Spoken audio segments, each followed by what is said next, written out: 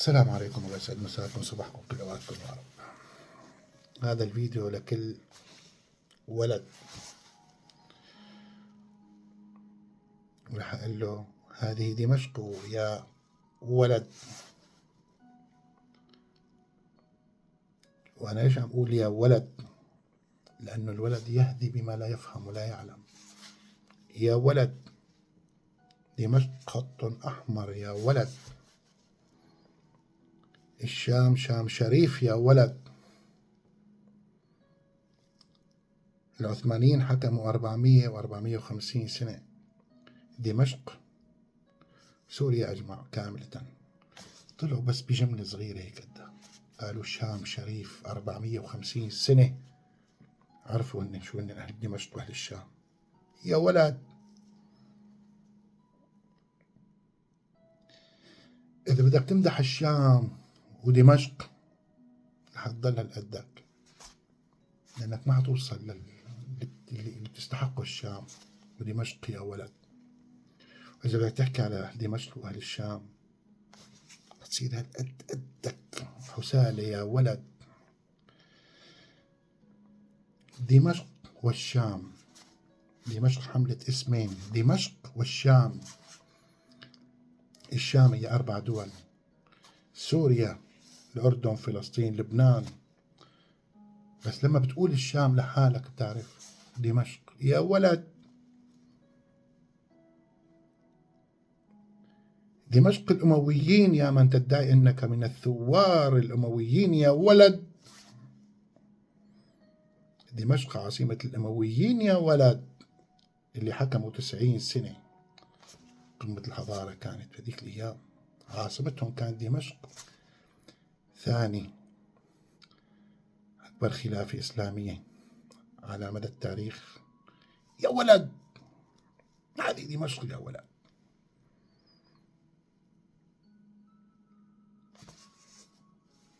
يا ولد، شو قال المتنبي يا ولد؟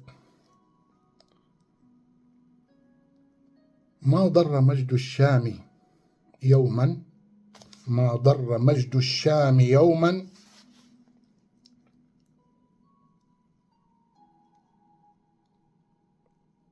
إذا خاض بعض الخنازير فيه.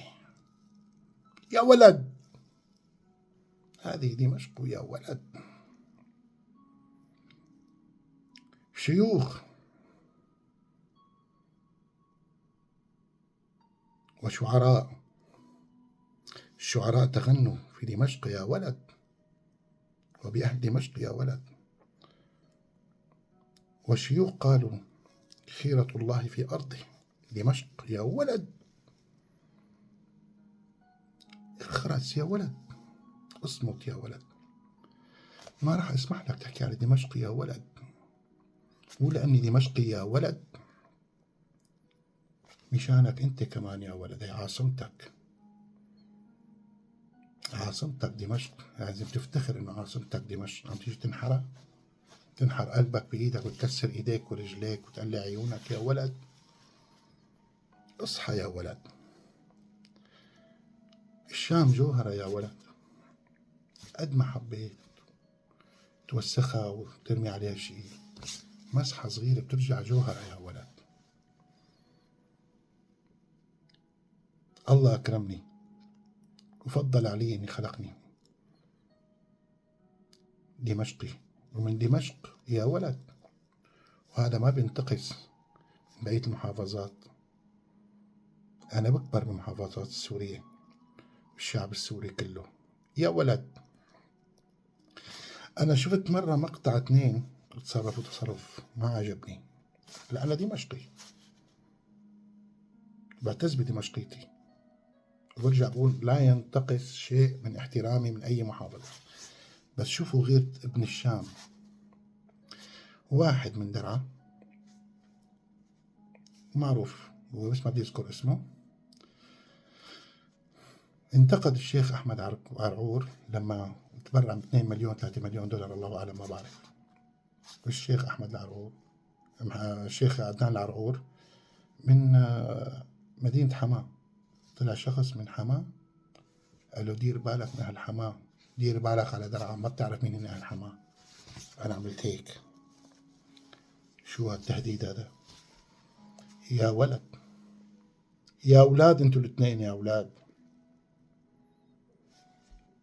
هذه سوريا يا ولد، هذه سوريا للجميع يا ولد. وين هي؟ واحد واحد واحد، الشعب السوري واحد يا ولد. وين هي؟ لله، هي لله، لا للسلطة لا للجاه يا ولد.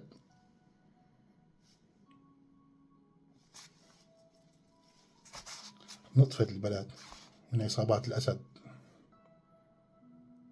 بس العفن يا خوف نضل براسكم للأبد يا ولد.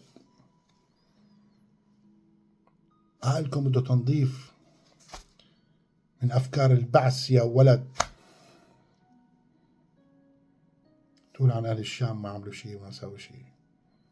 لك أهل الشام وما أدراك ما أهل الشام، سياسيين وعندهم عقل، ما يعرفوا شو عم يتصرفوا أهل الشام. تعرفوا أهل الشام إذا بيتصرفوا بغباء أمثالكم يا ولد كان ما ضل حجر على حجر بدمشق يا ولد. الشام كانت مثل اللغم، أي غلطة فيه راحت الشام يا ولد. أنت عندك الثورة إذا دمرت المنطقة كلها بالمدينة بتكون صارت ثورة يا ولد. في أحد الضباط المخابرات بسوريا، ما عاد أذكر شو اسمه، قالوا له إذا الجيش الحر دخل على دمشق شو بتساوي؟ قال له ما بنخلي حجر على حجر يا ولد. قالوا له ولو الجامع الأموي؟ قال له لحتى الجامع الأموي يا ولد. أهل دمشق بيشتغلوا بدون ما يحكوا، سياسيين. الحمد لله وأنا منهم، فضل من الله. إذا ثورتك بدك تنظر على هاد وهاد، بلا ثورتك هي يا ولد، تطلع من الثورة والثوار يا ولد. مو هيك الثورة. الثورة أخلاق، قبل كل شيء أخلاق. إذا ما بتملك شيء من الأخلاق لا نجس الثورة. الثورة بريئة منك، اطلع منها يا ولد.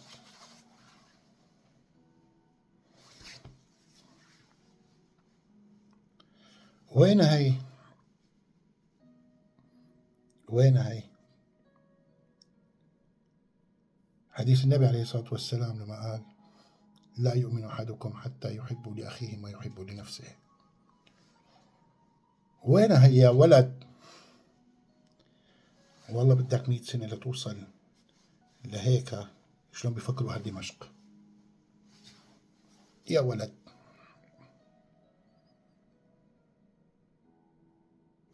خط أحمر دمشق يا ولد. القرار بيخرج من دمشق، سياسي ولا عسكري ولا قضائي. هاي العاصمة دمشق يا ولد.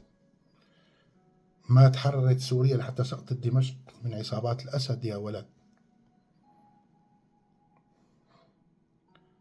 توضأ قبل ما تحكي عن دمشق يا ولد، لأن دمشق طاهرة وأهلها طاهرين يا ولد.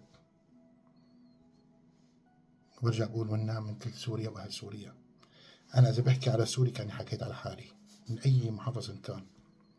سوريا حلوة بمكوناتها، ولكن كل إنسان بمكانه لوحة حلوة. ما بصير إيمان لا يحطها هون إيمان يحطها هون أو أنقص منهم شيء، كلها حلوة. سوريا حلوة بكل مكوناتها، بس لحدا يتعدى على المكون الثاني عيب يا ولد. وخصوصا دمشق عاصمتك هي يا ولد.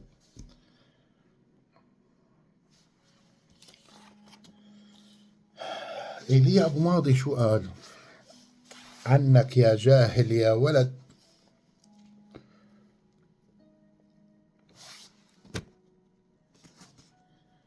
وارفق بأبناء الغباء كأنهم مرضى، فإن الجهل كالعمى يا ولد. هذه دمشق يا ولد.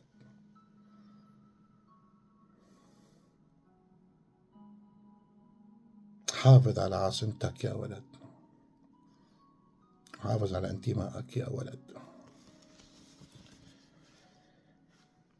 الله يحمي سوريا ويخلصنا من الجهل تبع أمثالك يا ولد. سلام.